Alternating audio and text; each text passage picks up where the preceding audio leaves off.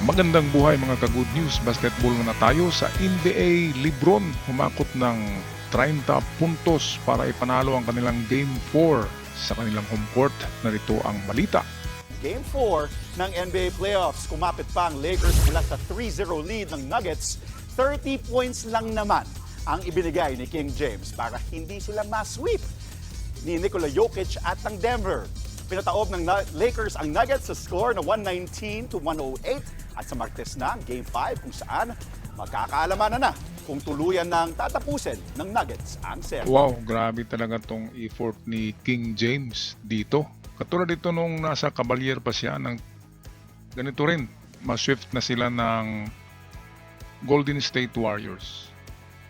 At ngayon ay isang laro na lang ay magkaalaman na kung talagang ma-swift ng Nuggets ang Lakers. At tungo naman tayo sa East mga ka-good news. Grabe ang bakbakan dito. Celtics kontra Miami Heat. Grabe. Atin panoorin. Tungo naman tayo sa East, bumawi agad ang Boston Celtics kontra Miami Heat sa Game 3. At si Jason Tatum ang umariba para sa Boston.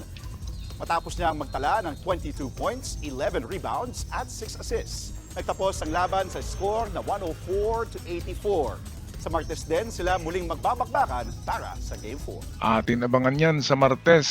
Celtics versus Miami Heat and Lakers versus the Nuggets. Hanggang sa muli mga ka-good news. Ako'y magpaalam na. God bless us all.